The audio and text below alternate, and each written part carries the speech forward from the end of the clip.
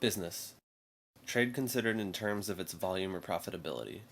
China, a country in Eastern Asia, population 1.3 billion, 9.5 million square kilometers. Business and China work out just fine together. So why is it that when business and China get together, when America is involved, that it somehow doesn't work? One company that's trying to overcome the barriers to entry is Camp Woodward. Woodward is an extreme sports complex where kids can go for a fun summer camp experience. Woodward has the facilities for BMX, inline skating, skateboarding, gymnastics, anything extreme sports, they have the facilities for it. They have a gigantic 40,000 square foot indoor park. The park's complete with foam pits and vert ramps and anything that a young skater might need to grow his skills, or even a pro for that matter. Alright, so you have this company, Woodward, and you've decided that you want to build in China. Well, the barriers to entry make it a little bit difficult. Once you get past these, the next step is getting funding together. And the way that Woodward went about it was they got the government to pay for everything. Not 50%, not 75%, but 100% of their costs the government is covering. That's how badly they wanted this company in their country.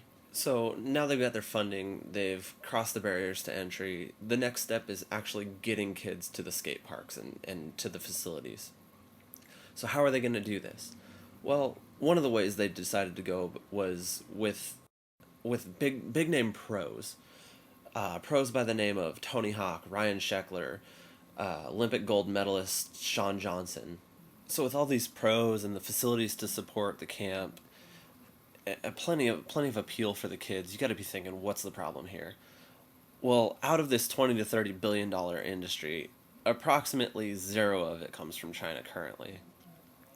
That's what Woodward's looking to change. They're looking to be the emerging leader. They're looking to get that first mover advantage, be the first one in China, the first one for all of this. That first mover advantage is huge. I mean, look to Pepsi and Coke. Coke was the first entrant into China, and they have the vast market share. So what else does Woodward have going for them?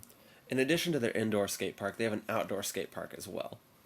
They have corporate sponsorships and joint ventures going with Nike, Red Bull, PlayStation. They're working with vendors to try and get learning classes in there for the kids so that they can actually be in a classroom setting while at the camp.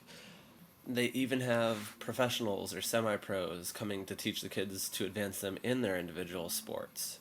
They've even got an arcade, a pool room, karaoke lounge. They even have a bowling alley. So they've got their funding, they've got their facilities, they have everything so that they can get the kids to them. All that's left is actually getting the kids there. So what does the future look like for Woodward? Well, they plan to turn it into a huge theme park, basically, an extreme sports theme park for the kids of China, and the expat community for that matter. There's approximately 100,000 expats living in China, and about a quarter of those are extreme sports enthusiasts. So the market's there, the company's there.